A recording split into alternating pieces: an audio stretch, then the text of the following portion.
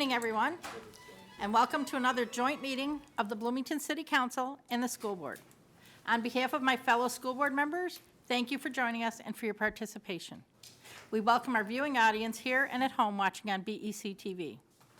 Tonight is the fourth joint meeting of the City Council and School Board in the last 18 months. Each of the joint meetings has provided the respective governing bodies with valuable data and a broadening of perspectives. As will be the case tonight, this partnership is vital to enhancing the social, economic, and academic well-being of our community. Tonight's meeting will provide updates on, and in some cases outcomes from, the collaborative efforts of school district and city staff on a number of projects. In a few minutes, we will hear from presenters on the results from a community survey and the series of realtor focus groups, a joint community engagement project, a demographic update, and a special centennial celebration. Following each presentation, we invite members of the City Council and the School Board to ask questions and dialogue. Right now, I would be happy to introduce the mayor, but he is running late. So we will, at this time, introduce Bill Morris and Peter Leatherman of the Morris Leatherman Group, formerly Decision Resources, to share the findings from a recent community survey. Thank you. Thank you, Chair. Thank you, Les and Jamie, for the invitation to come tonight. What I'm going to be talking about is a little bit different in terms of what the school board actually saw earlier. And this survey is a combination survey. We did a survey of the city of Bloomington, or rather the Bloomington School District, in January.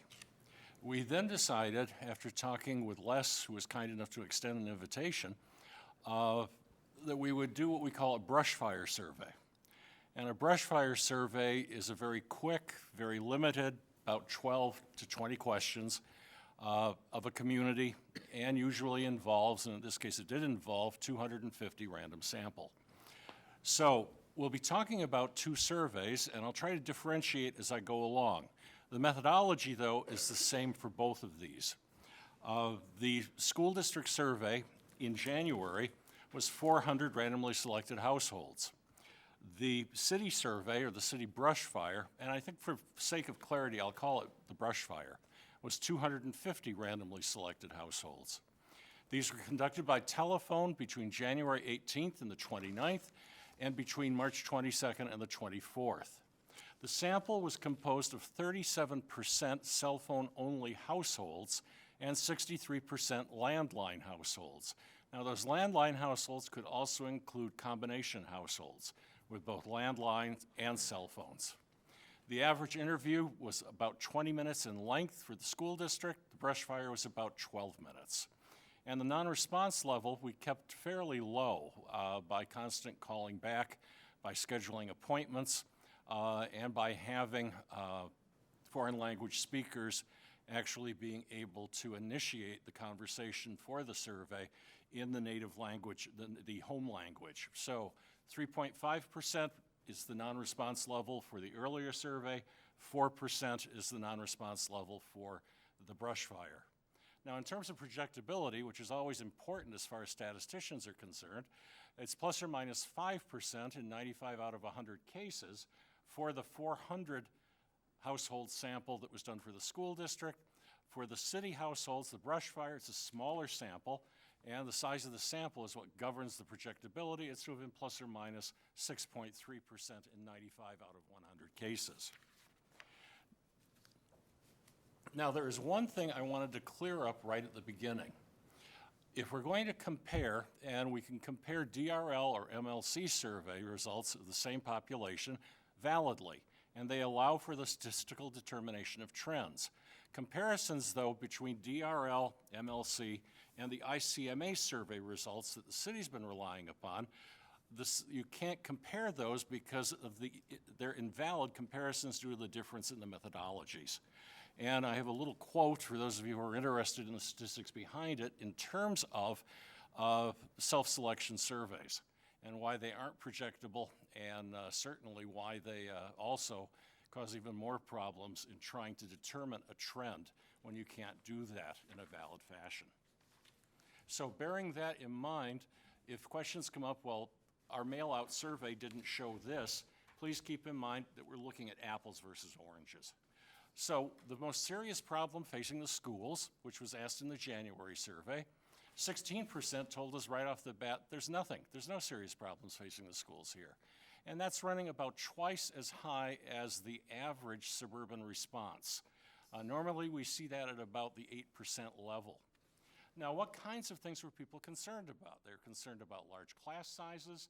They were concerned about taxes. They were concerned about lack of discipline and diversity issues. And finally, over that 10% threshold, lack of funding also was brought up by 1 in 10 of the respondents. As you can see, however, the 16% being twice as high as the norm is a very, very good score. What's even more intriguing to us is that given the population of the city of Bloomington is, we call it a mature suburb, only 7% were unsure of the problem. That is, only 7% told us, I have no idea what's going on in the schools. So the connectivity is very strong, and it's there. 2% also, we had scattered responses. We always have scattered responses. Potholes in parking lots, an individual teacher that a person had maybe 20 years ago. Those kinds of things we really can't push into nice little categories. Now, if we're going to ask that about the school district, we decided in the brush fire to ask this about the city. So what's the most serious issue facing the city? And at 21%, taxes were mentioned. After that, traffic was a high concern. Garbage hauling, which is an unusual response, but probably indicative of having dealt with that issue recently, which we always find to be a hot potato, came in at 13%. I will say, though, on the basis of what we found in other suburbs, that garbage hauling is something that only stays around for about a year and then people forget about it. It's just, for a lot of folk, 1 in 7 in the case of Bloomington, there is an inalienable right to choosing your own garbage hauler. Aging development was mentioned by 10%, city government by 9%, crime came in at 8%. 8% said nothing. That's your booster core. The average on that in the metropolitan area is at 6% currently. So you're running a little bit ahead of average in terms of your core boosters. Now, one question that we asked in the brush fire is, who do you feel the closest connection to? Is it to the city of Bloomington as a whole? Is it to your neighborhood? Is it to the school district? Or is it to something else? And what we found was that 16% indicated that it was to the city of Bloomington as a whole. They come out of, we have 3 categories, or 3 geographical distinctions. One is the west side, one is what we call Old Bloomington. My wife, I should probably indicate, in the interest of total transparency, grew up in Bloomington. So consequently, she's used to the 3-way split between east, the core as she calls it, and the west. And it was the core that indicated most often that they felt most attached to the city as a whole. However, there is some balkanization. 57% indicated their neighborhood. Not an odd response. If we take a look at that, although using Minneapolis is always a little bit extreme in terms of that's not really a suburb, but their neighborhood comes in at about 78%. In Richfield, neighborhood comes in at about 65%. The school district was mentioned by 10%, primarily parents.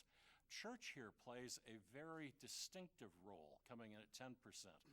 That's about twice as high as the norm that we found across the metropolitan area suburbs.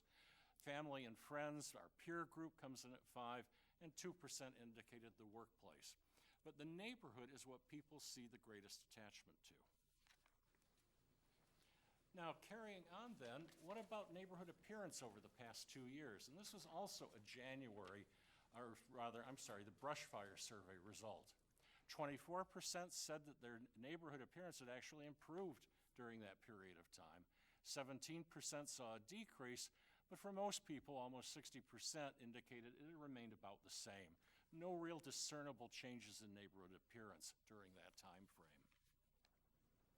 We then turn to quality of life. And we asked this first as an open-ended question, and then came back and asked it as a closed-ended question. These are the results of the closed-endedness, where we asked people how important they felt these various components of the quality of life were to them. So it shows the 2 points of the scale, very important or somewhat important. There was also not too important or not at all important, and that accounts for the fact that all of these do not add up to 100. The 2 at the top, and we found this to be the case in most suburban communities, are schools and public safety. Those are the 2 key things. In fact, in the open-ended questions, they also came in far and away higher than anything else when we asked people on a free choice, okay, what 2 components do you think are most important? We then have a drop down to about 60%. Park and trails are very important here. Lakes, creeks, and streams came in at 51, also higher than usual. And open space came in at 46. Now, I'm relying on the very important. If we were to take a look at very important and somewhat important, or a collapsed important category, you'd see very, very little differentiation. And what we've done in the past then is try to look at this and organize it according to the intensity of feeling, how very important it is. Now, you'll see a drop then to a cluster of 3. Theater and arts at 33%, that is much higher than the norm across the metropolitan area. Public transportation at 33, also somewhat higher, and shopping opportunities at 31. What comes in lower, just a tad bit, is recreational programs. The recreational programs here come in lower than the norm for the suburban area. Normally, we see parks and trails and lakes, creeks, and streams clustered with recreational programs. That's not the case here, so people are making a differentiation in terms of their rating scheme. And then finally, community celebrations, which also tends to rank at the bottom for most communities, ranks at the bottom here. But also keep in mind that 69% say that it's at least somewhat important. But in terms of the intensity, as you can see, the top 2 items are schools and safety, followed by those recreational offerings, parks and trails, lakes, creeks, and streams, and open spaces. Let's move directly, and I apologize for the abrupt shift. We asked about job performance ratings. And we asked this as a 4-point scale and allow people to tell us they're unsure. So we consider excellent and good to be a positive rating, only fair and poor to be a negative rating, and unsure is uncertainty. The uncertainty here is amazing, both for the school district and for the city. Most people have an opinion. So if we take a look now, the school board has an overall positive rating of 69%, 27% negative rating. District administration, which is termed from the survey, district office administration, including the superintendent, came in at 73% to 23%. Good, solid ratings. Teachers and instructors tend to be right off the scale in every community we've ever asked this in. And here we have 81% to 17% negative. The noteworthy thing here, and it's a bit unusual, is that the negative rating, the only fair and poor at 17%, is one of the highest that we have in the metro area. Now, what about the mayor and city council? Well, for the mayor and city council, it's 54 positive to 41 negative, a bit more divided. Part of the issue here, when we traced back into the survey, the entire organized hauling question tends to create a bit of an issue in terms of people's minds and lowers their ratings, in addition to the tax climate being the same way. And then finally, on the city administration, 75% rated the city administration either excellent or good, with 20% only fair or negative. The 20% only fair and negative, a little bit high also, but only moderately so. And again, in looking at this, it revolved around the value of city services, which goes back to the tax issue again, and also organized collection. So what we're seeing at this point in time is that you do have a blip, and the blip is being caused by that one issue. Now, how about financial management? How do people rate the schools and the city? Well, 57% rate them positively, the school district, with 41% being negative. This has been all over the board across the metropolitan area. Neighboring districts, no two are alike. The high on this, in a couple of districts, it gets as high as 62%. In a couple of districts, it goes down to 32% on the positive side. So what we have here at 54%, to us, any district that breaks 50 is in pretty good position in comparison with the rest of the area. With respect to the city, a bit closer. 44% indicating excellent and good. The only fair and poor, 48%. So a little bit upside down. Again, this harkens right back to the two issues we were talking about earlier, and it probably has, in the short run, affected your rating on financial management. In general, though, as far as we're concerned, that's a 50-50 split, and just something to keep in mind as you move forward. How's the tax climate? This goes back to the January survey, and we asked people about total taxes and their school taxes. Now, we consider a school district or a city for that matter, the property tax climate to be benign if we have 50% in the positive category, in the about average category. The higher we see very high and somewhat high, then we begin to feel that we have a more hostile climate. So in this case, for total taxes, which is everybody, 46% rated them high, 48% rated them about average. Very few people said somewhat low or very low. That would indicate to us that you have a neutral tax climate. With the school district, we have 39% on the high side with 53% on the about average. We consider that to be modestly or moderately benign. We are not seeing any school districts or cities that matter that are getting above 55% anywhere in the metropolitan area on the about average category. Now, how do people feel about a school district tax increase? Well, and what we found is there's been some change over the past couple of years. With respect to the school district, we had 31% against, which is the norm across the metropolitan area school districts. 23% indicated they would support any, which says to us that at the outset of a proposal, the school district is running about 8% behind. The key, of course, is those that will support some but oppose others.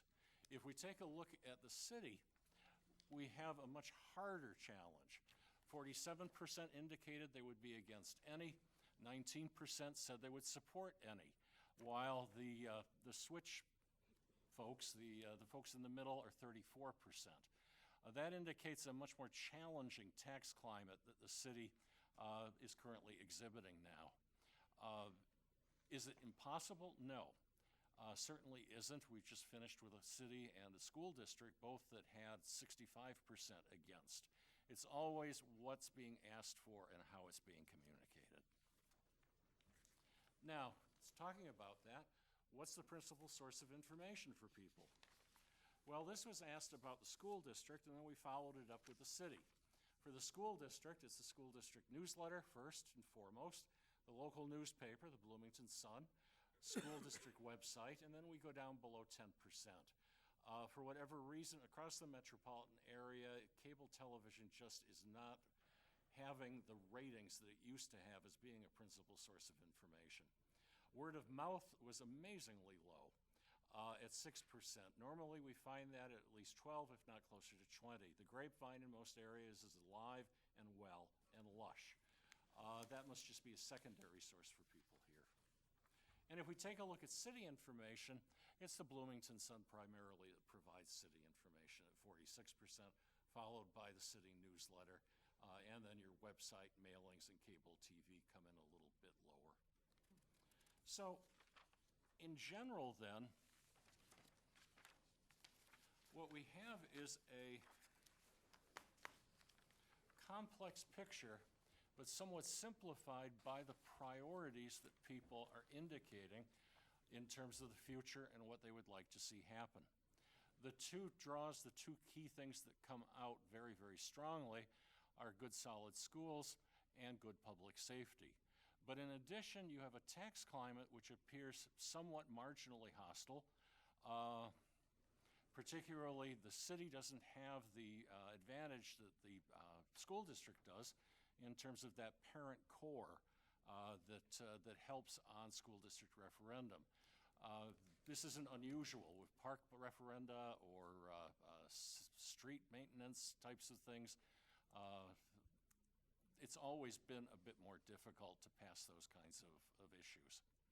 But in general, if we take a look, folks tend to be very neighborhood-oriented here, much more so than I think we would have expected. Generally, in the second ring and the third ring, the neighborhood balkanization does not seem to be as strong as in the western suburbs and certainly in the southern suburbs. But nevertheless, that's not necessarily a negative. It just indicates to you that perhaps for communications and also for galvanizing public support in any endeavor, it may require that kind of, not a microscopic approach, but certainly a more differentiated approach. So thank you very much. Thank you. Anyone have any questions? We'll start down there. I have a quick one. First of all, thank you for coming and sharing this evening. The question I have is on it's the neighborhood appearance over 2 years slide. I think it's the 7th. I'm just curious, there was a 17% decrease in their appearance. I'm just curious to know, did they give any indication of what it was that made them think the appearance of their neighborhood was decreasing? Excellent question. And in fact, there was a second question on this that I didn't put up. It was yard appearances in your area over the past 2 years. And there we saw a much higher increase of concern in terms of the decrease was much higher. So in part, when people are looking at the neighborhood, what's in people's yards has a very, very definite impact. The two things that came out in marginal comments as we went through was cars and also messy yards.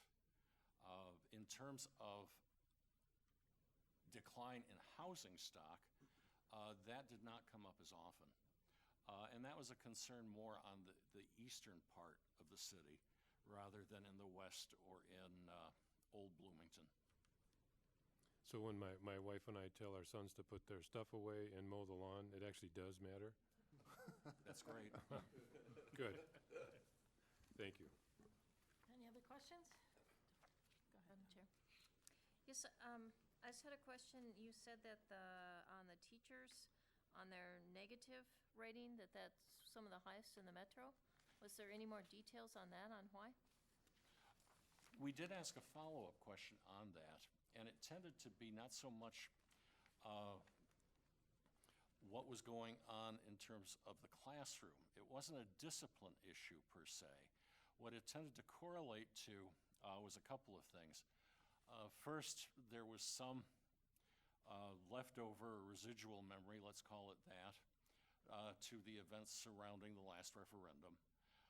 And second, there also seems to be the few conservative Republicans that you have in the community also tended to not be pro-public schools, and that would account for another part of that negative rating.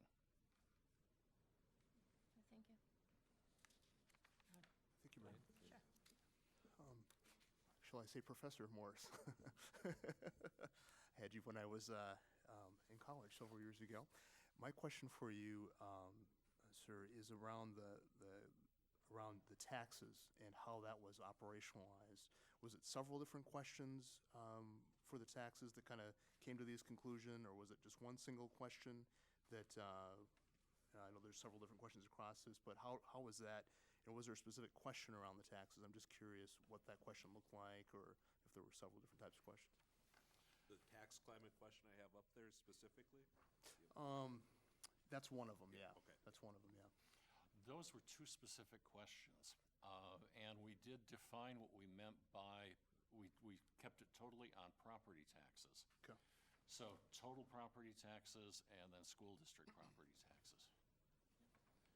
And the question refers and asks them to say, in comparison to neighboring cities, Okay. do you consider your total property taxes? And then in comparison to neighboring school districts, do you consider your property taxes? So that's kind of the basis for the question.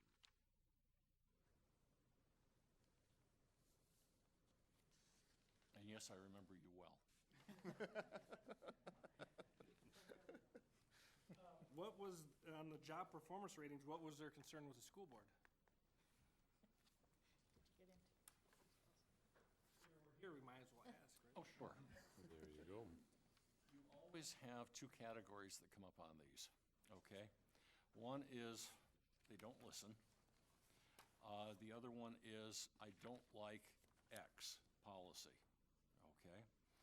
They don't listen tends to be, and we've probed on this one to try to get at in terms of, well, how should they better listen to you?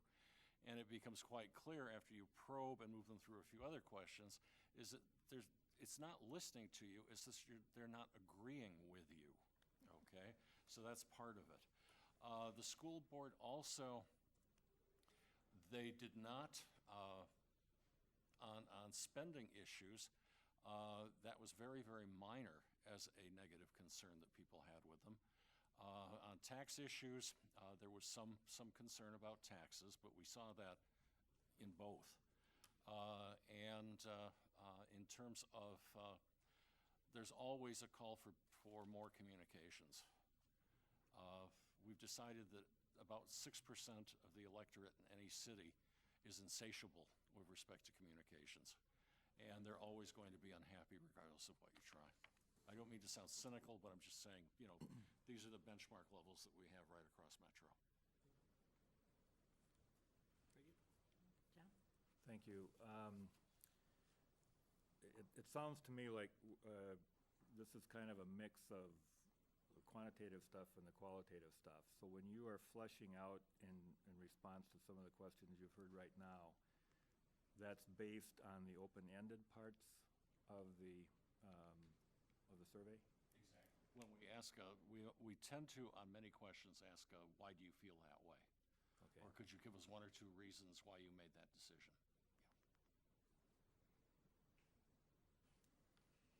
Any other questions? Hearing none, I'd like to thank you again for your presentation this evening. We appreciate that. Thank you Thanks for for the coming. invitation. Always great to work with you. Look forward to seeing you again. This time, I'd like to invite Rick Kaufman and Doug Grott to introduce themselves and give an update and their insights on a series of Realtor focus groups. Good evening, Madam Chair, City Council members, school board members, Mayor Winstead, Mr. Verbrugi, and Superintendent Pujitaki. Thank you for the opportunity to share with you some findings of two recent focus groups that we conducted here in this room. And we want to share some of the findings for you this evening and also answer any questions that you have. I want to extend my thanks to Doug Grout, who we invited to sit in and originally just kind of listen and have some takeaways, but they had a lot of questions for Doug, and so it really turned into a very good discussion and some interesting findings. This will follow very interestingly after what Peter and Bill shared with you. We were unaware of the city survey results, so some of the things that you're going to hear is an opportunity to see some correlation or at least some reinforcement of some of the things that you heard as well. So let me share with you a couple things first of the methodology that we used. We did two focus group discussions. They were 90-minute facilitated conversations earlier this month. There were 10 realtors that actually participated over those two sessions, although we invited 37 realtors.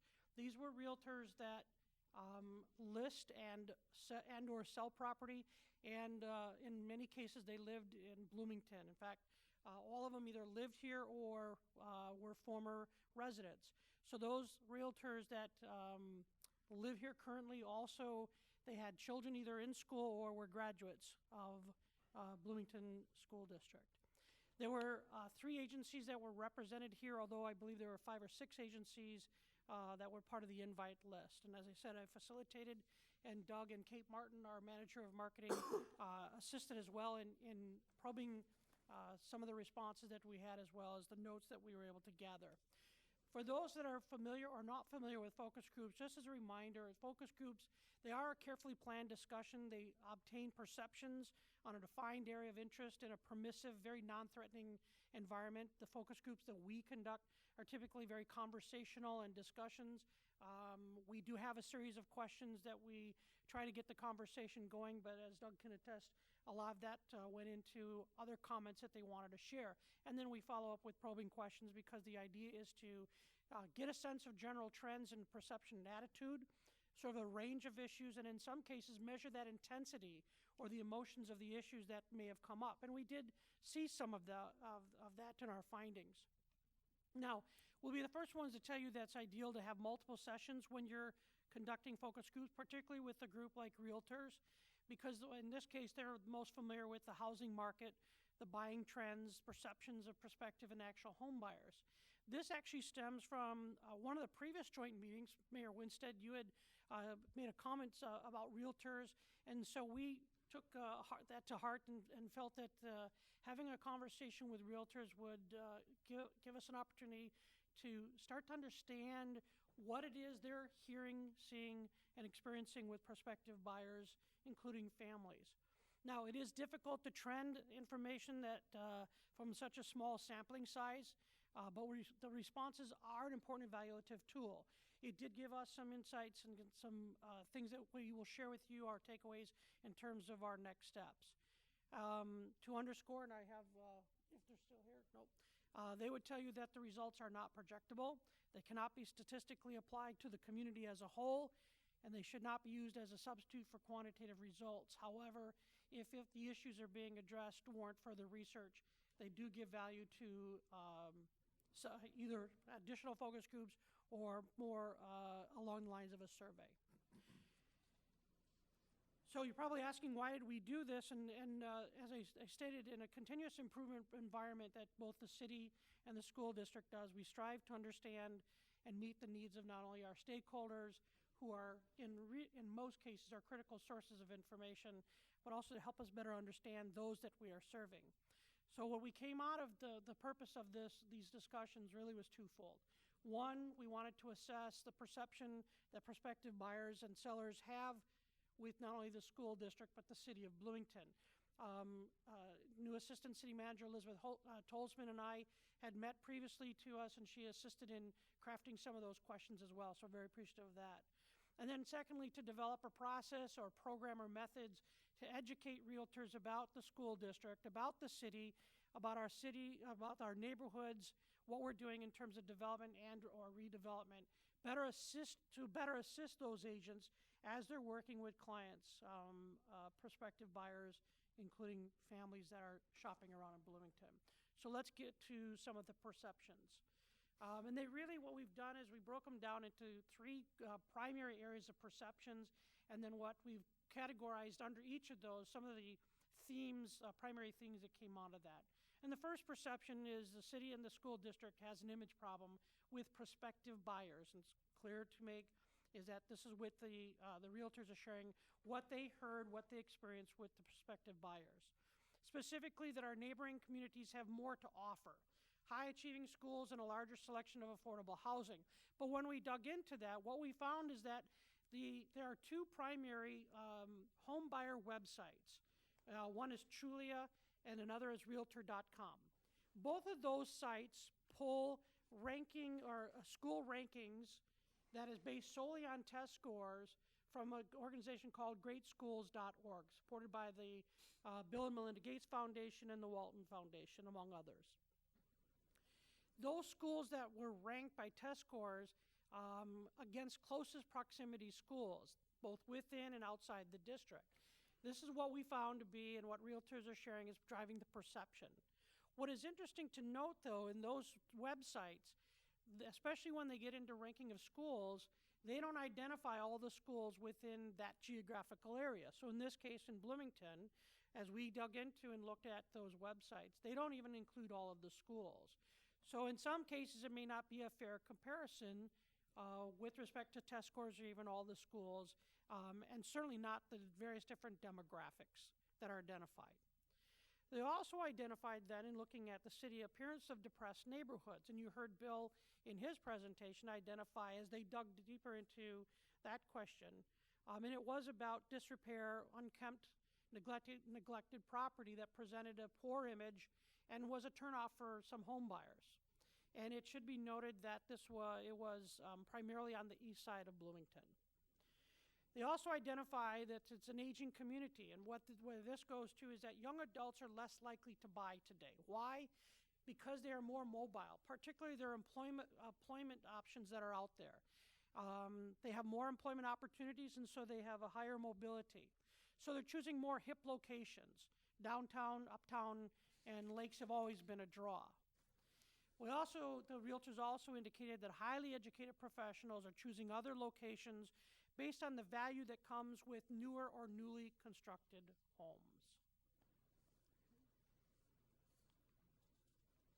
The second primary perception in that realtors were less critical of the perception of the buyers, but they did note that the area has changed and it has lost its luster, at least from their perspective. They did indicate that on the upside, current buyers are relocating from Minneapolis and also Prior Lake and Savage. And when we dug a little bit deeper into that, the reason is that while the homes are similarly priced where they are to where they're moving to, they do in Bloomington get a larger lot. They identified 2-car garage and better schools, as well as improved commutes to their places of employment. So we found that very interesting. Buyers still love the neighborhood feel of the suburbs. However, they are unwilling to invest in sweat equity. In other words, they don't want to spend their money to fix up, renovate, and put in new appliances in some cases that are there from when the house was originally built. Their preference is to really spend whatever money, available resources they have on the down payment, reduces their mortgage then over time. And Rick, that came up a few times during the discussions. They also noted a catch-22, which we found very interesting. Young families, when young families are touring Bloomington and they're looking at neighborhoods, they're not seeing other families.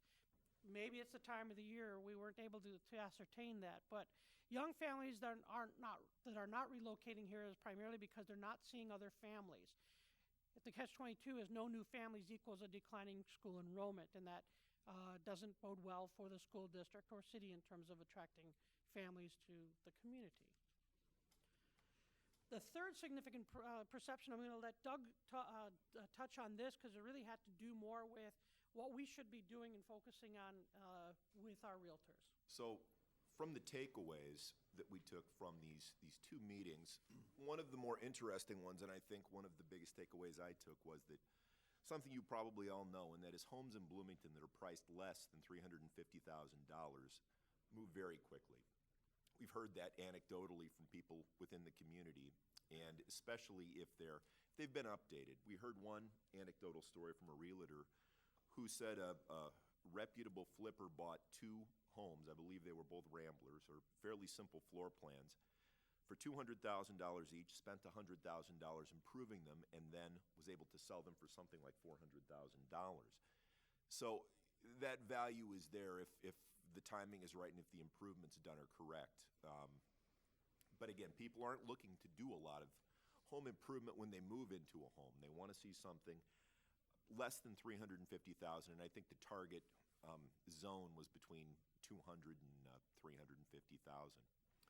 There just aren't very many homes on the market priced in that, say, $250,000 to $400,000 range. I mean, you can look and you can see what's listed, and that's true.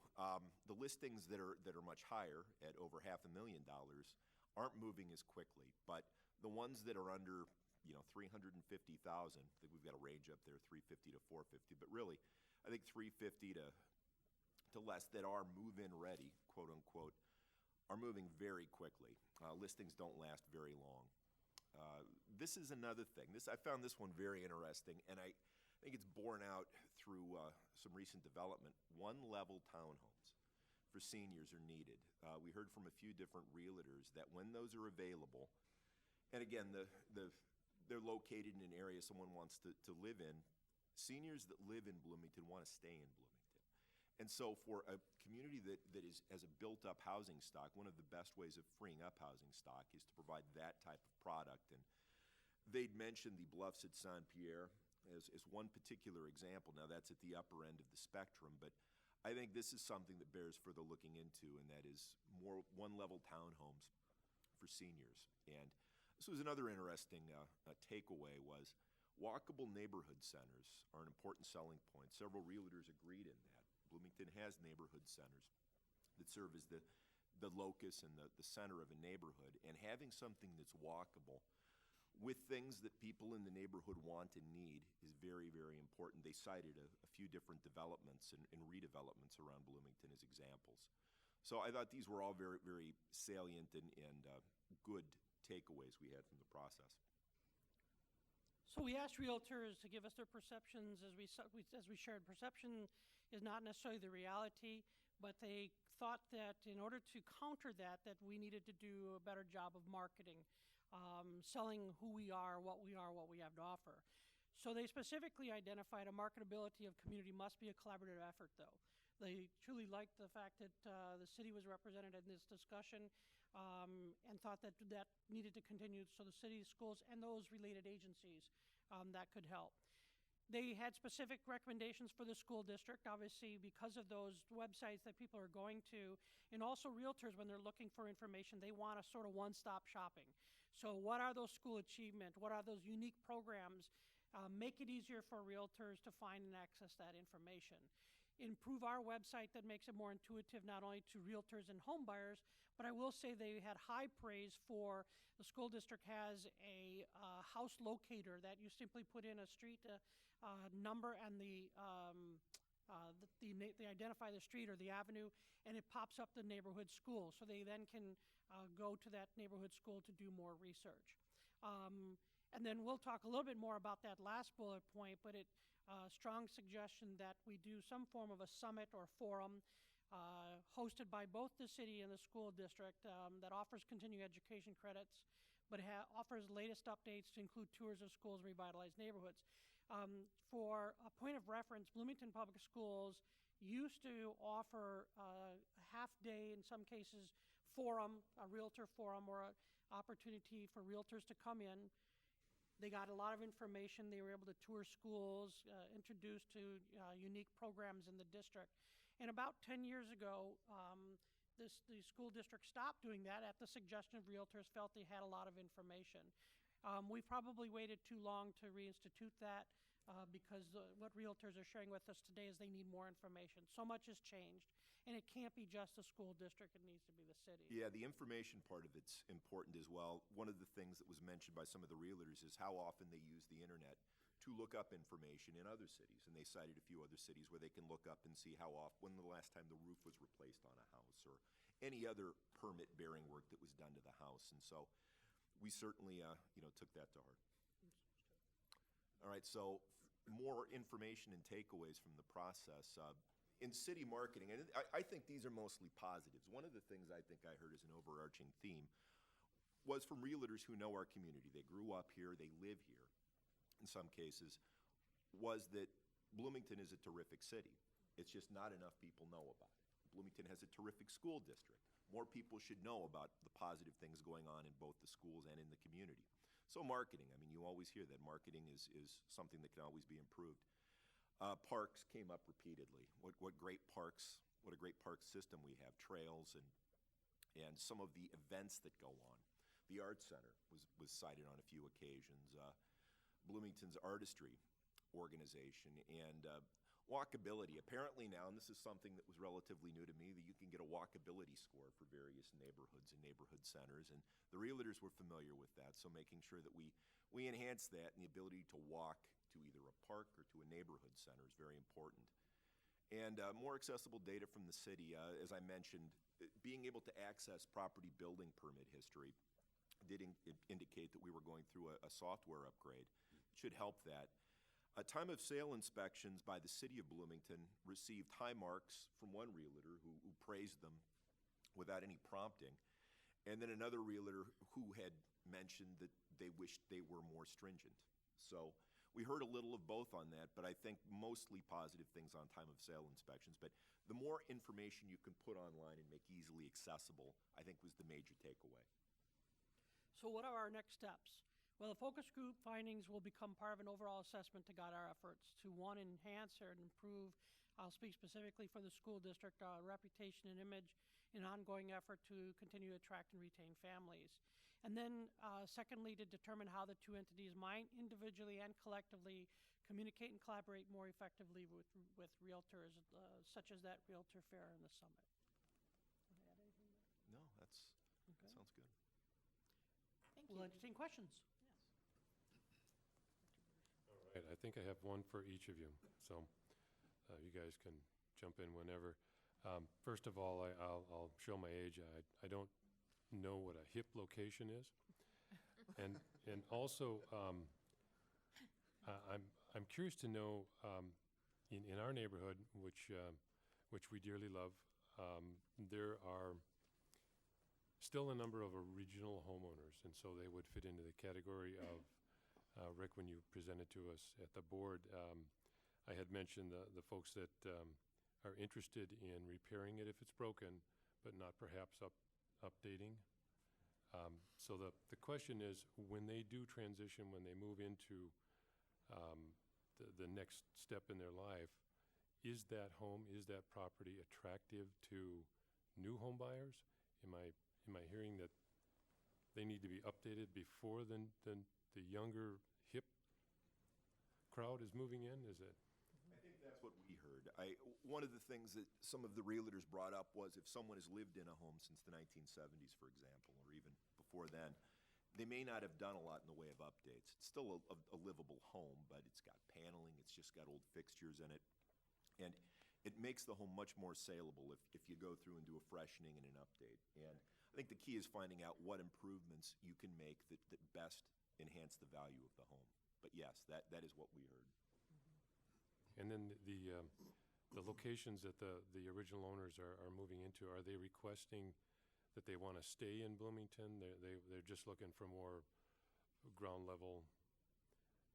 Yeah, that was very clear that the Bloomington residents want to stay in Bloomington. That they don't want to move outside of Bloomington.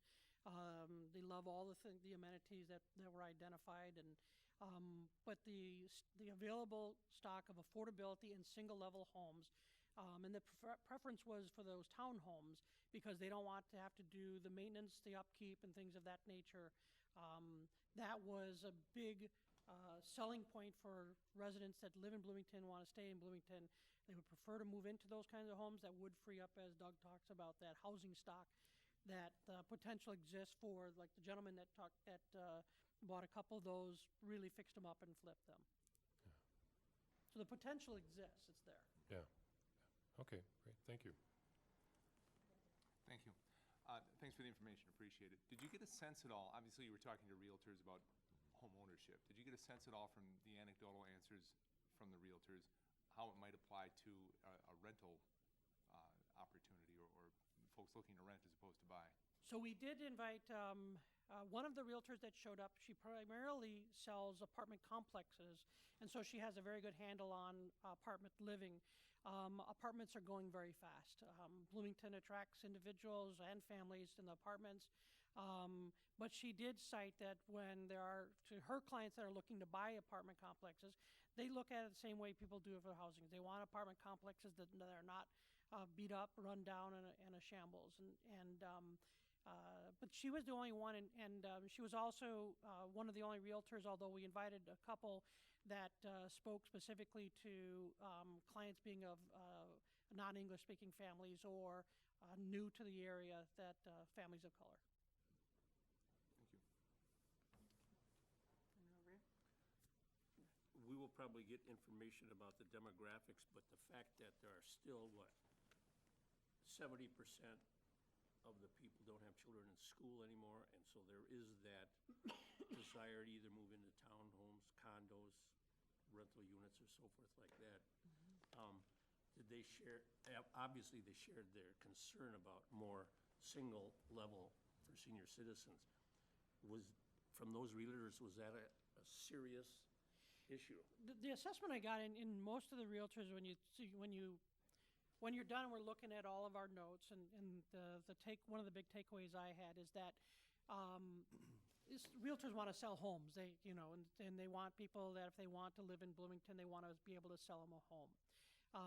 And the way they look at it is that in order to sell homes, they need housing stock, and they need the housing stock that is a home that is fixed up. Those homes are very solid in Bloomington, and there are great locations. One of the anecdotes they shared, not anecdotes, but a story they shared, is that person loved the neighborhood and saw the pictures online, but when they went in and looked, and they had the original carpeting, the original paneling on the walls, and so they in their brain start adding up what it's going to cost, and so that's a turnoff. So if there was a way to keep the best of all worlds, is keep people in Bloomington, move to townhomes or single-level homes, and then fix up these homes, great. That'll be a housing stock that we get the revitalization in our community. And I think even if you look at using more density, like the co-op model that United Properties built on Old Shakopee Road near Mount Hope Church, that sold out very quickly.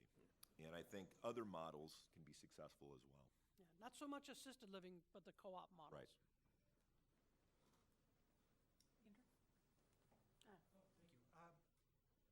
With I'm assuming a lot of these realtors are representing a fair share of first-time homebuyers. Did you get a sense of that? I think they're all over the board. Yeah. Were they? Yeah. Okay. I understand where a home priced at $350,000 should, you wouldn't consider that a fixer-upper, but yet we have those. We have a medium sale price of $208,000, which is significant in terms of where we've come from. So I understand maximizing your down payment and living in a home for several years before you have the resources in which to do those home improvement projects. Is there so my question is there a role for the realtors to play in managing home buyers' expectations when it comes to first-ring suburbs in terms of what they can expect, and that, there's always the realtors will say every exit ramp off the highway, the prices of a home drops $10,000 or whatever it is. But yet you have this walkability, you have this access to transit and employment and all these other benefits, and being so close, within a metropolitan area. Are they doing their fair share in terms of what a first-time homebuyer can expect in a community like Bloomington? Well, that's a good question. I think, again, the answer is probably relative depending on the realtor. But some seem to indicate the value people were finding in Bloomington if they found the right house at the right time. I think timing is a big part of the real estate sales process. But, perhaps not. Because, Bloomington, I like to say, is a very sticky community. People do, they'll introduce themselves, they'll say their name and how long they've lived in Bloomington. I love that. But with that comes the carpet that's been there for 30 years. They kind of see past that now. They like the shag carpet. They like the paneling on the walls. They've come accustomed to it. So I see this kind of inconsistency in exchange of there's a reason why they spent their lives here and why they are still happy in living in Bloomington, because they feel that all their needs are being met.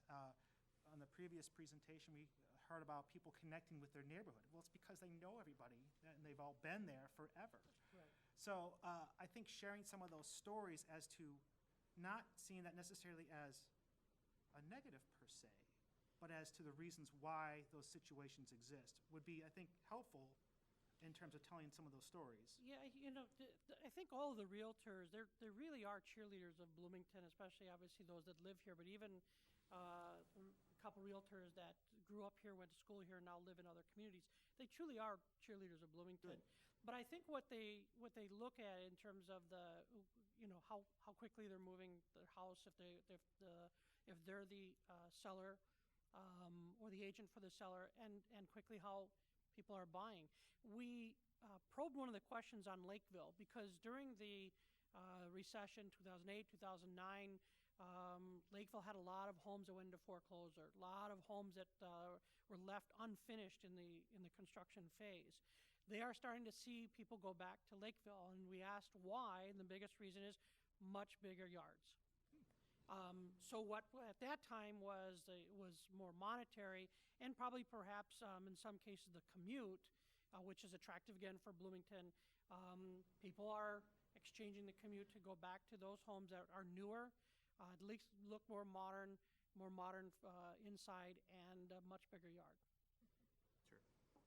We did hear from one of the realtors about, I think it was the gentleman that told us about the flipper who turned the houses around and did a credible job with them, where if you could show a model, maybe not even of an actual house, but of plans, you could put something on a website people could access and see what types of improvements you could make to some of these great houses that would accentuate the house and you'd get the most bang for your buck as well as value out of the home. He thought that would be helpful.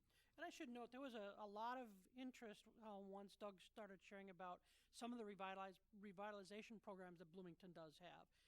Both of the groups at in sort of middle and the end did have lots of questions and had piqued their interest when Doug talked about those low-interest loans and the work that the city's doing, not only neighborhood-wise, but also revitalization. You talk about South Loop, up on Penn American. Those all were very intriguing to the realtors as well. Good. Go ahead, Nellie. Yes, thank you. Question about schools. So I hear that it seems like realtors do not have enough information about our schools and about our programs, right? Did they seem to have any idea or more information about what families prefer in terms of programs or schools? What is it that they're looking for that sometimes they end up buying in another city? That's a great question, because there were a few that specifically identified some niche programs. Obviously one they talked about is an immersion program. What is it that stands out in Bloomington in terms of the schools? So if you're ranking in terms of just test scores, what else is there? So they did talk about programs, athletics or activities. They cited some of the programs that we have in our schools, but what are the niche kind of programs too? A lot of that, my takeaway from that is, as they talked about, because they often would compare us to Edina, to Minnetonka, to Wayzata, in many cases, and Eden Prairie for that matter. They were looking at some of the programs that might be in those schools. They're really no different than ours. But that, again, it's one of those things where you look at school districts and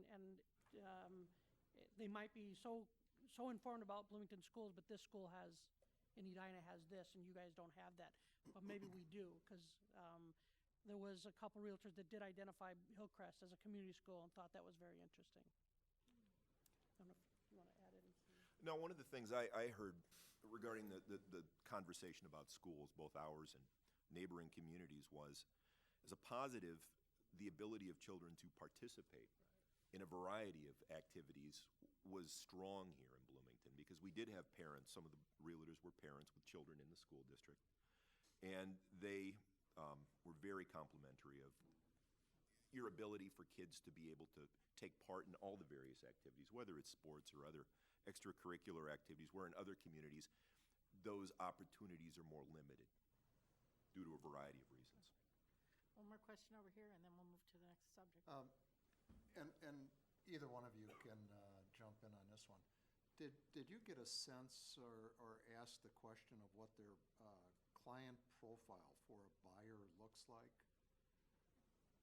And I ask that because it seems like the discussion has spanned from the first-time home buyer to the senior looking to exit a home for a different style of living but remaining in a community.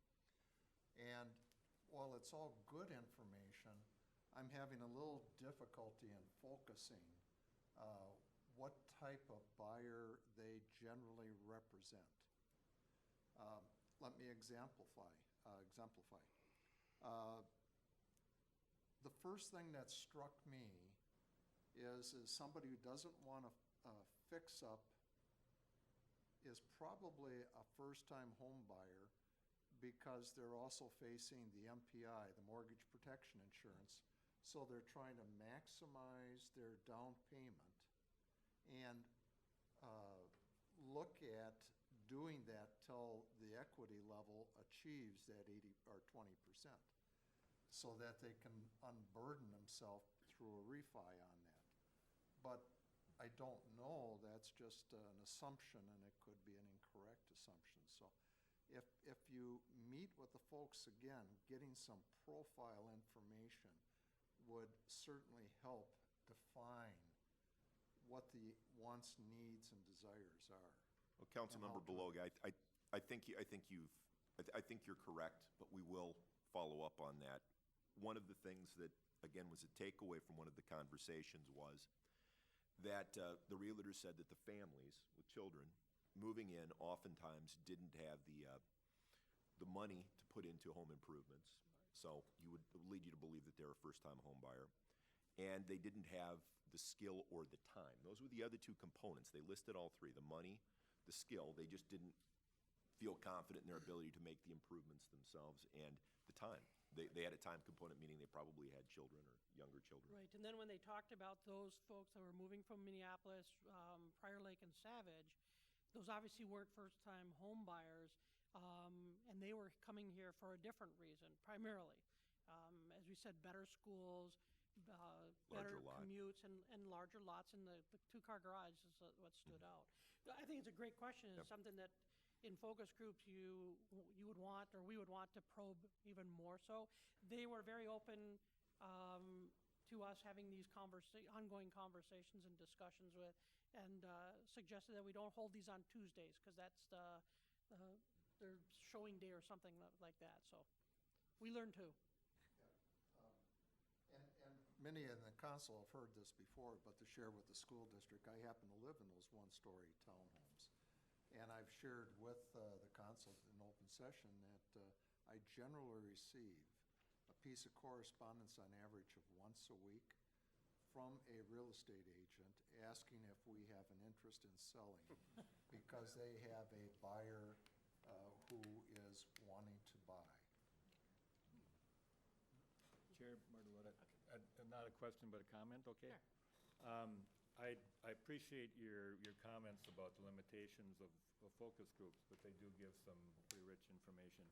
And it seems to me that a takeaway in my mind, at least, is that at the least, it makes sense for us to do more marketing and just that we give thought about collaborating on doing that in a way that's marketable. And I don't know if it means putting something on a website. It really bothers me that, as you mentioned, Ms. Corman, that the information they're getting is so skimpy and erratic, I think I would almost say, based on what I thought I heard. So it seems to me that that's an area that we could work together on.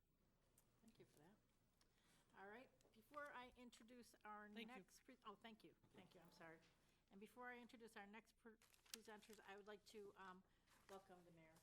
I'm sorry. Excuse my tardiness, I got tied up downtown tonight, and I couldn't get out of downtown. There was some other activities happening down there that caused a lot of people to get stuck in downtown Minneapolis tonight, so excuse my tardiness. That's okay, we welcome you. Move to Bloomington, Yeah. Live and work, okay. Now, I'd like to welcome Andy Kubis and Elizabeth Tolzman to introduce themselves and update us on the Joint Community Engagement Project. Thank you, Chair Bartolotta, Mayor Winstead, Superintendent Fujitaki, City Manager Vibrugi, School Board and City Council members. I just wanted to say, as an aside, my wife and I just bought a house in Bloomington. We close next Monday, so if I get you all to come help us move, I'll tell you all about walkability score afterwards. Is it a fixer-upper, or is it ready to go? We can talk later, Mayor. It's ready to go. Low-interest loans, yeah. Very excited to be with you tonight to give you an update on a project that's really in its infancy. We're 2 meetings into a project, but excited about where we're headed already, and that's around community engagement. And so in Bloomington, we are in a great position where we're looking to, at our family and community engagement and looking to come up with some metrics as well as some strategies that we can use for our school district to make sure, I would say in all candor right now, we've got, let's say we have 15 different sites. We've got a lot of different strategies to engage our community and families, and we would like, we endeavor to have a set of strategies that we can believe in and attest to, and then how they manifest in different sites would be the way we'd want that to go. As we began that conversation, it occurred to us that there are other people in our community who are probably looking to do the same thing. And so the city of Bloomington, Hennepin County, the Met Council, we're all looking to engage our community. Without that, we can't do the work that we're supposed to do. And so we got a group together to start having some conversations about community engagement. What does this really mean? And so we really anchored ourselves in 5 questions, which have been, I would say, the template of our meetings so far. And I think things are going very, very well. And again, like I said, we're 2 meetings into this. But I want to just brief you, or we want to just brief you a little bit about what those questions are and what seems to be happening with our movement as we move forward. The first question that we asked was, how do we define, or how does the group define community engagement? That was a really interesting question because nobody can really define what that means. Everyone's got their own idea about what it means to engage the community. But the conversation was pretty incredible. And again, during our first meeting, the people at the table were Elizabeth Holzman from the city, Hennepin County was there, Met Council, and in the Bloomington Public Schools. The second question we asked was, how are community engagement, what are your goals and metrics around that? Again, not a lot of consistency, and how do we measure that? In fact, it was rather fascinating, but some really, really good conversations about what it means to measure and what it means to have authentic community engagement. And so a couple of things that came out from our conversations were something that sticks with me is outreach versus engagement. And that's something that really drove our second meeting, I would say. Outreach being, we'll call you when we need something from you, and engagement where we're in a relationship. We're in a relationship, and that means that if I have a question that I need you to answer, I might need to listen to 3 of your questions before I get my answer. And that just doesn't happen because we want it to happen. It happens because you are investing in the relationship. One of the phrases that came out actually from one of the representatives from the city, Bonnie Paulson from Bloomington Public Health, is just professional listening.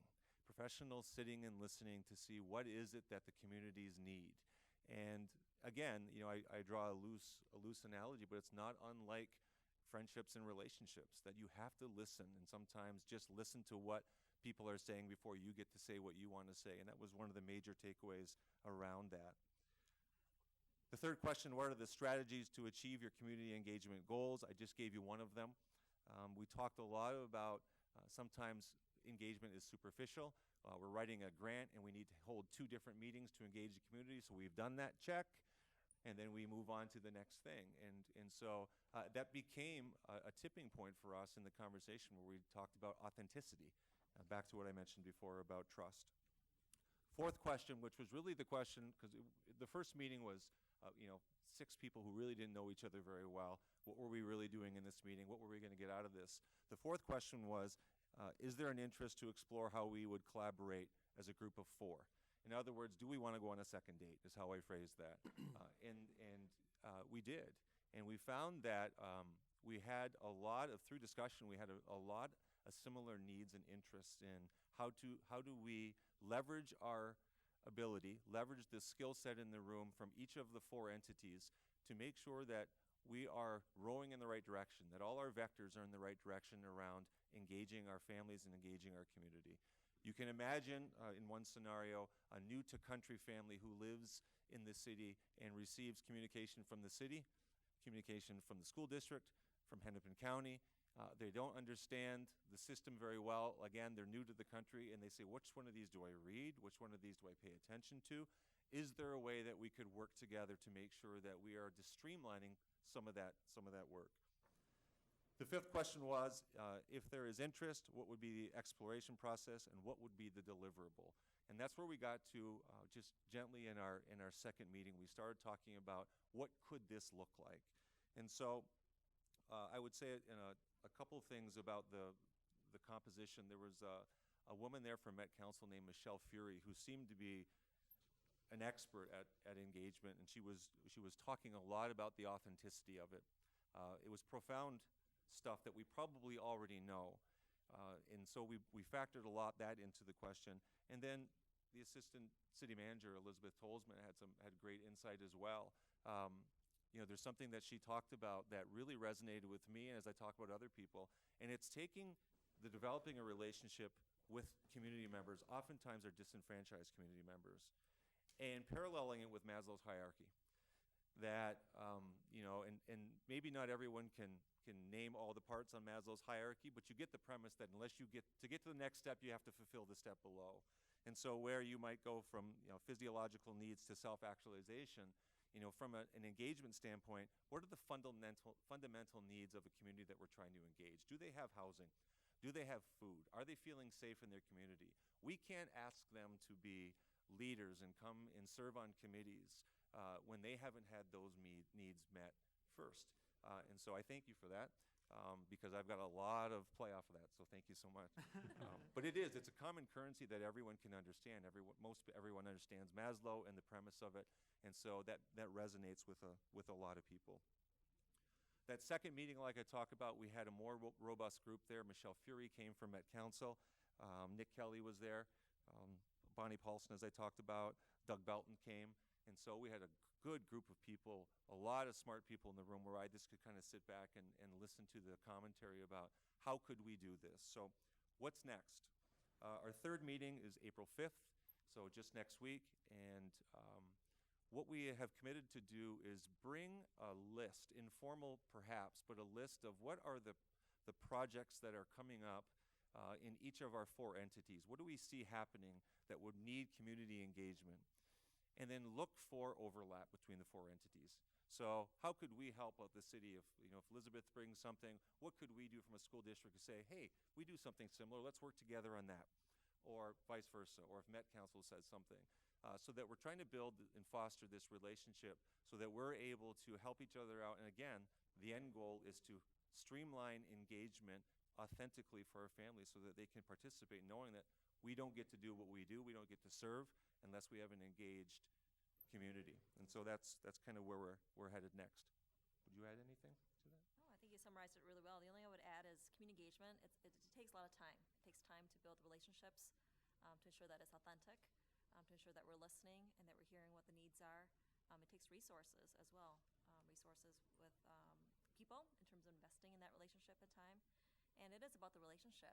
And I think that's one thing that we're really inspired and looking forward to aligning our work is that some of our entities have good relationships and connections with formal community assets and informal relationships. And how do we leverage that through the working trust that people have through their connectivity so that we're not operating in silos, we're not reinventing the wheel, we're not duplicating our efforts, that we're really aligning, seeing what our resources are, where our gaps are, and what direction we need to go. And we've done an example with the Career College and Academy, the Chamber, the city, the school district, and our community, the United Way. We have come together to look at specific strategies and action items and what we can do to ensure that our students pursue post-secondary education and that they have an opportunity for a livable paying wage. So that's already an example that we've done in the last month to align that effort. So we're really looking forward to the alignment and future action on working together. I'm excited at some point we get to come back and update you on where we're headed, because we think we're really on to something as far as helping our community become involved and engaged in an authentic way. And as Elizabeth talks about, it takes a lot of time, but we're ready to take that step. Thank you. Jim? Just thinking of something a little bit fancier than community engagement. I mean, the concept that we heard at the State of the City, better together, fits right in with this. As you mentioned, we have all these elements around the city, the agency, the counties, and everything else like that, better together for community engagement or something like that. But it sounds like it's a great step forward where we actually are seeking as many of the elements that we have to make it better together. Can I use that, Gene? Can I use that? You can use that. It wasn't copyrighted. Thank you. Get the band all the time. Go ahead, Andrew. Thanks. You mentioned the partnerships, most of them, I believe, were other governmental entities. Correct. Is there a nonprofit contingent or even faith-based contingent as part of this group? Not yet. Okay. And so the initial drive was to have perhaps an elevated conversation, a philosophical conversation about it, come to some kind of consensus about what is it that we believe, what do we want to do, and then involve other groups. Yeah, guess my recommendation would be sooner the better. Sure. Because that is going to lend credibility to this if they show how the community works as a whole. To carve out just government, there is going to be certain perceptions around that depending on your vantage point. And you would probably, I guess I would imagine, greater acceptance if some of those other groups that people more closely identify with, even from previous discussions in terms of how people identify within their community, seeing people that look like them, I think would be very helpful. I appreciate that. We do a lot of great work. Just I can speak on behalf of Bloomington. We do a lot of work with our faith community, and so involving them as soon as possible is a great thing. We have an Office of Educational Equity who does tremendous work with our families, and so leveraging all of those is a good point. Yeah, I think the only risk there is if you get too far down the road where some decisions have been made and they're left out of that decision-making, you might have to take a step back. And I would add, we're planning on doing an asset mapping of our resources in the community, so identifying the nonprofits, identify the churches and the faith-based institutions, but also keeping in mind that it's not just within the boundaries of Bloomington. Good point. A lot of community is outside of Bloomington, and recognizing that we have to cross boundaries and recognize that that's important for many, especially diverse and ethnic backgrounds, that community is just not limited geographically. That's a good point. Then equally important is not just the formal assets, but the informal relationships as well. Mhm. So that's harder to map, but just recognizing that that's as equally important. Good. Glad to hear it. Go ahead. Maybe this goes with what Councilmember Carlson was saying, but in terms of this planning group that's kind of being set up, are you planning on trying to get some of these more disadvantaged groups that you mentioned as a part of that planning process, or is that going to be something that's later down the line?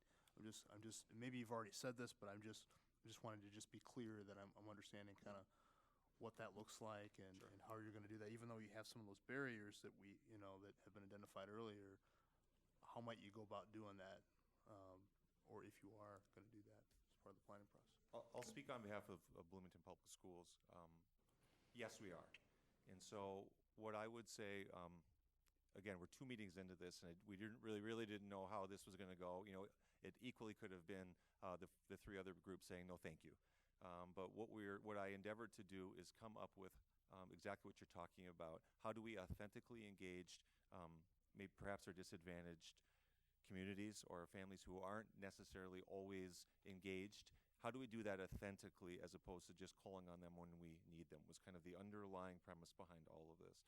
My mindset there was listen to whoever else does this, come up with the philosophy, and begin that conversation. Now, to that degree, I got, selfishly got my needs met the second meeting when the Met Council has put out tremendous information about how to engage the community that they adhere to. It's really fascinating work, and so able to glean things off of that and put that into how we do work. So from Bloomington's standpoint, it all started with how are we going to identify this, how are we going to make this into a philosophy that we can use, and it's grown pretty quickly with the help of people like Elizabeth Tolsman and the Met Council in Hennepin County. So long answer to your question, we will get there. But right now, we're just looking at what are our strategies and what does it mean to engage the community? How do we map the assets that we have here and come up with a plan before we go too far?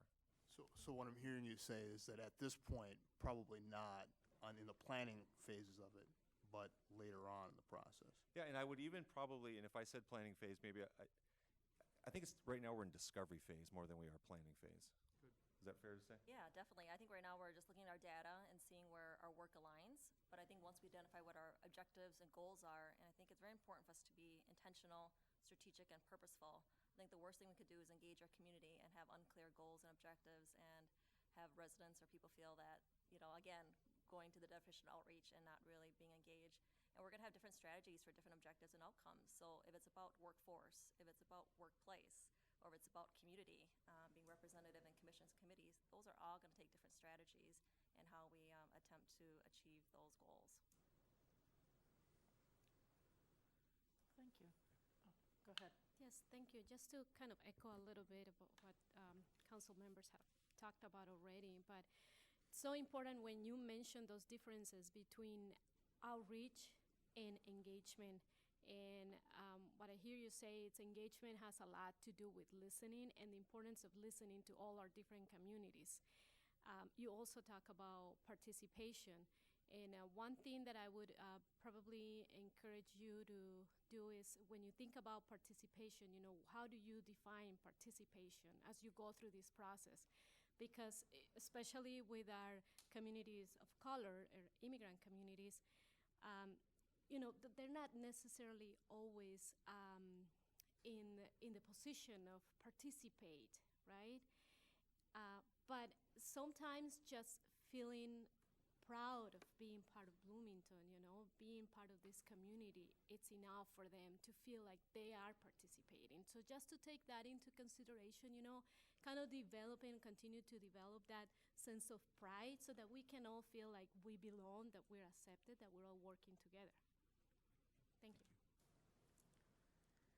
All right. Thank you for your presentation. I Thank look you. forward to hearing about your progress. Thank you. Now I'd like to invite John Weiser and Nick Kelly to introduce themselves and give a demographics update.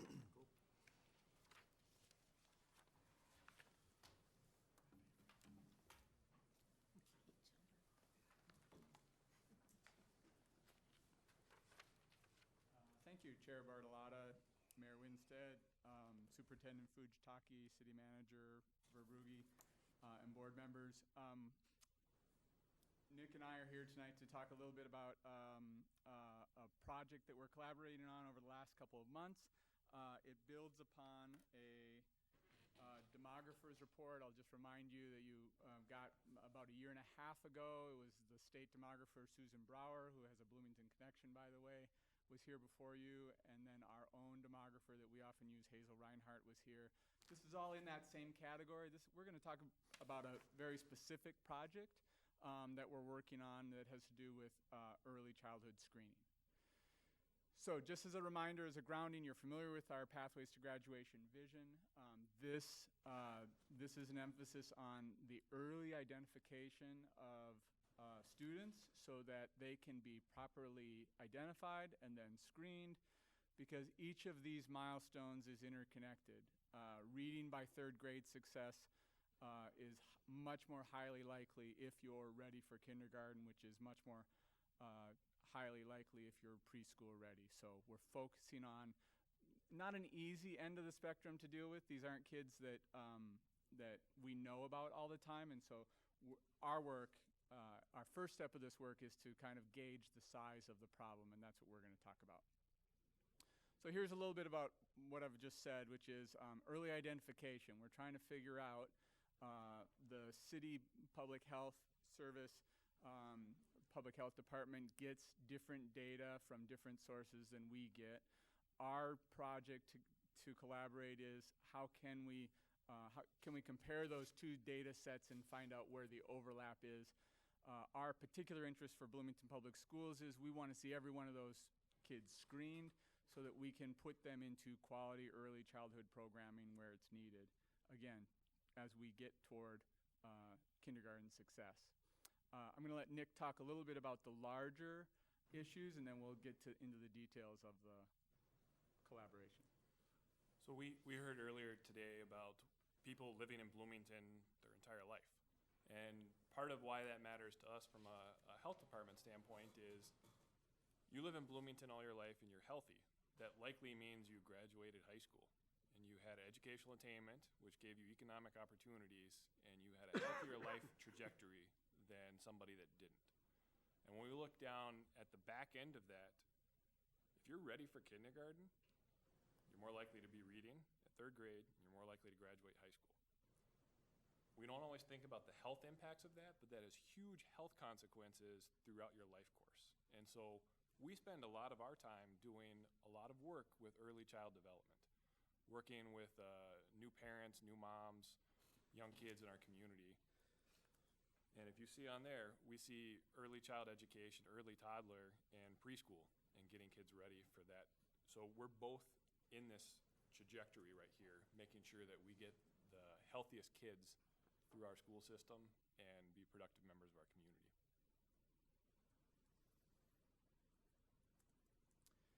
So how does this play out? Fast forward here. So on the right-hand side of this slide, we're talking about the focus questions. The focus questions for us are, how can we earliest identify young people in our community?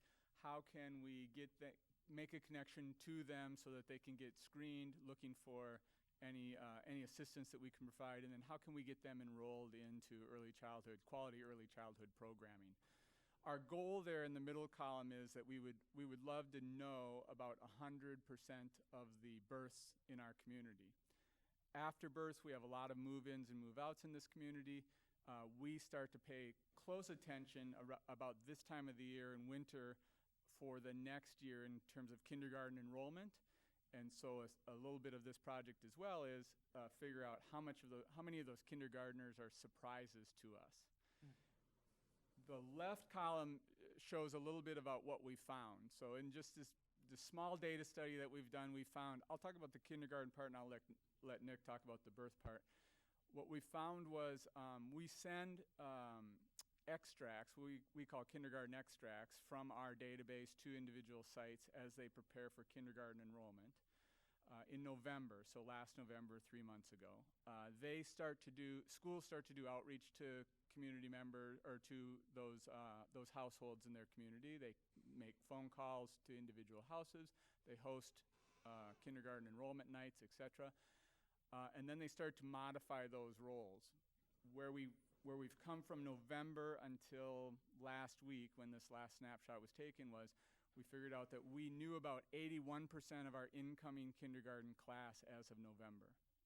And that means we had 145 of what I would call surprises. Kids that we didn't know about that are going to show up on our doors in about 6 months. The reason that's important, again, is many of those kids are going to come prepared because they have a fully supportive structure. They're going to be ready because of where they're at in their lives. But many of those kids also aren't ready, and not being ready for kindergarten puts them behind. So one of the things that we get every birth that occurs in Bloomington. And so we were able to kind of compare our list to the school district's list thanks to our data sharing agreement that you guys just processed earlier this month, and found that 74% of the births that we know about, the school district knew about. So there's not every birth is made public, and so we see all the births, and the school district mostly gets public knowledge births. And so we're seeing that there's a handful of births that school district doesn't get to be known about, and we can work on projections for the actual number of kids that may actually be enrolling 5 years down the road. And then the kindergarten extract, we're now starting to compare that to our list. So those 145 kids, did we have contact with them in the last 5 years as a health agency? And I can tell you we're getting closer to going through all of our data sets, but we're identifying that so far about half of those kids we've had contact with, which sets up opportunities for tighter collaboration and making sure those kids get screened. So overall, we're talking about the start of a long-term project. That you can see that there's room for improvement. We would love that. We would love to hit that middle column where we have common data to work off of, and we don't have any surprises. There's a larger team that supports this. You already know that Bloomington is a leader in early childhood education, and so this data will be most useful to that team, led by Tamara Sieve out of Community Services, our early childhood special ed leadership, and we'll probably have more information at the next joint meeting to update you. Any questions? Madam Chair, thank you. Thanks for coming. Appreciate the information. So Nick, you had mentioned that you have access to some information that perhaps the district doesn't have on births. For whatever reason, the district doesn't have that. Are you able to help the district understand how many kiddos we can see? I mean, am I right in assuming there's some legal restrictions surrounding some of that information? Correct. There's HIPAA restrictions that prevent us from actually sharing actual names, but we can provide the school district with the aggregate data and basically say, and this is the number of births we have in Bloomington in this year, which will be a more accurate reflection of the actual number of births. Okay. And then the number of births that we have each year, do we have any indication of how many of them end up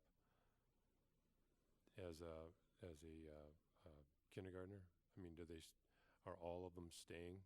Are some of them moving? Are some of the kiddos moving from here to there? The last time I looked at that question, I compared births, and then 5 years later, it was about 50% or less. Because of, you can imagine families in this range of having young children are highly mobile. We have a fair amount of rental property in the city, which adds to that mobility. Trying to look at that. In addition to the 145 surprises, we had to pull off of our list over 200 names of kids that we had on our rolls at one point or another, thought that they might be coming to our kindergarten, but turned out they had moved on, gone to some other place, and they didn't think to call the school district. Can you imagine? Yeah. And then just one last follow-up question to that. The kiddos that we don't know about, when you're in contact in whatever form, do you feel like you have enough information about the schools that you might be able to pass along to those families? Like, there's an opportunity to have your child screened, come on in, and they can do the ABCs or count to 20 or, excuse me. Encouraging screening is something we do a lot, and we work very actively to make sure that happens. I think the fact that we're finding a handful of the kids that are surprises to the school district raises some questions on what else we can do to make them not surprises to the school district, and how do we tighten that relationship. So that's something that I think we're going to be exploring more in depth as we finish doing some of that data work. Great. This is just very exciting to hear this. Thank you. Thank you. Of the 81% that we did know about, how many of those were screened before? And then do you have any numbers on how many of them needed additional help to be ready for kindergarten? Good question. The first look at the screening data, every organization has this challenge of different data systems where information is stored, and so one of our challenges is that screening data is stored across multiple systems. When I looked at the systems that I have access to, I found a match of about 80%. So that kindergarten cohort, I had evidence that 80% had gotten a screening. Then you add to that all the changes that have come into place, and it could be that others in that group had gotten screened, but really we're trying to measure what is the size of the problem, and then what is the work list that comes off of that. So getting that screening to 100% of our known is one of the items on our early childhood work list. And then of the ones screened, do you know how many of them actually needed help to be ready for kindergarten of those 81%? Yeah, I don't have that. I don't have that information handy, and there isn't an early childhood leader here in the room to answer that question, but it's a good follow-up question. Yes, of those births that we do know about, at what point are we doing our outreach to inform them of our early childhood programs, or are we doing any type of connection with those new births? To my knowledge, again, without having an early childhood leader in the room, we take as many opportunities as we can, but we don't really work down that list in any organized way. We don't do outreach until we get to the point of actively engaging in kindergarten enrollment. So November is when our schools, a lot of hardworking people, it's a lot of phone calls to make to get all of those 750 of our incoming kindergartners, get their families to show up at their neighborhood school, start working them through the paperwork process to get enrolled in school. So it's a big effort that starts early in the year for the next year. We're talking really about promotion and more marketing. That's something that I think that we need to do a better job at, because there are so many young families that don't have any idea about our early childhood programming. So that's why I was asking the questions. I think it's an important thing that we need to work on. Thank you for your presentation. We appreciate that. Next item on our agenda is a centennial celebration, and I don't know how many of you are aware of the fact that next year, the Bloomington 2017, in May, the Bloomington Public School District will be celebrating 100 years of being in business. And we are going to have a celebration. And in some ways, the schools will have their own individual celebrations. But the Education Foundation of Bloomington will be sponsoring a birthday celebration on Friday, May 19th, 2017, at the Doubletree on Normandale Boulevard. And also, in the Heritage Days Parade, we are encouraging our schools to do a centennial theme in their floats and presentations there. And there will be a lot more to come about that. But I just wanted you to put that on your calendar, May 19th, 2017, big birthday party. Big birthday. Would you like to say a few words about that? Or? You've aged well. 60. I can share just a few comments. First, a history lesson. 100 years ago, Bloomington's enrollment population was only 1,000 100 years ago. We had 6 community schools. Each school averaged only 30 students. It was grades 1 to 8. And when they wanted to go to high school, they'd go up to Minneapolis for the high school program. So total number of students was less than 200. At that time, there was a governing organization that oversaw the 6 community schools, and then in May of 1917, they voted to consolidate into a school district. So that was the birth of the school district. And for the Heritage Days Parade, Alice Seagren has agreed to be the Grand Marshal. All right. Very appropriate. That's it. Thank you very much. This year. Of this year. So the parade is this push will be this September for the following May effort. It's for the school year. School So year. that's this fall. Right. So as we close out tonight's joint meeting, it should be noted that as important as it is for all of us elected officials to be engaged with the community on these types of issues, it is equally symbolic and important that we continue to engage with each other, to model collaboration and build on the social capital for the good of all our citizens. I'd like to take this opportunity to once again thank our presenters and all the participants for joining us tonight. We appreciate your time and the conversations, and we look forward to our ongoing collaboration. Thank you again also to Mayor Winstead, City Manager Jamie Verbrugge, Superintendent Les Fujitaki, City Council members, and my fellow school board members for their time and commitment to this important work. I'd like to turn the floor to the mayor, see if he has any remarks. Yes, yes, indeed. And first of all, excuse my tardiness again. But going forward, there's always takeaways that you get from this. And I think you need to know that the city council has really started to identify and take on initiatives of what to do with our aging neighborhoods and housing. And I think some of the findings that were brought forth tonight indicate that it's necessary and it's something that can be really good. We find ourselves in kind of a catch-22, and it was identified by one of the presentations regarding the realtor meeting when they said there's a $200,000 house out there that they could invest $100,000 in and then flip it for a $400,000 amount. Well, if you think about what happens there is most people, when they're looking for housing, more or less stretch that within their budget.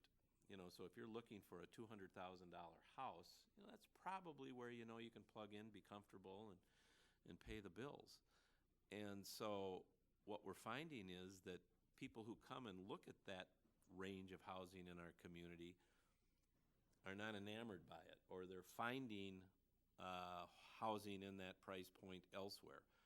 And so I think I'd love to see us drill back into those realtors and say if they didn't buy in that $200,000 range in Bloomington, where did they buy, what did they buy, and how do we compare and compete then? You know, it's probably a house that's really worth the same $200,000, but somehow or another it's got a little more sparkle to it, it's a little shinier, or it has amenities in the community that we weren't able to provide and present. So one of the things I'm concerned about is that we don't keep working as a community to, we want to work to improve the housing stock and things like this, but is our goal then to make us a more highly property valued community that doesn't really have opportunities or a balance for all people, you know, of providing housing for them. And so that's one of the kind of, it's really a kind of a catch-22 that, so instead of buying a $200,000 house in the community, somebody should buy it, flip it, and generate a profit and turn it into a less affordable house for many people. So we've got to do that.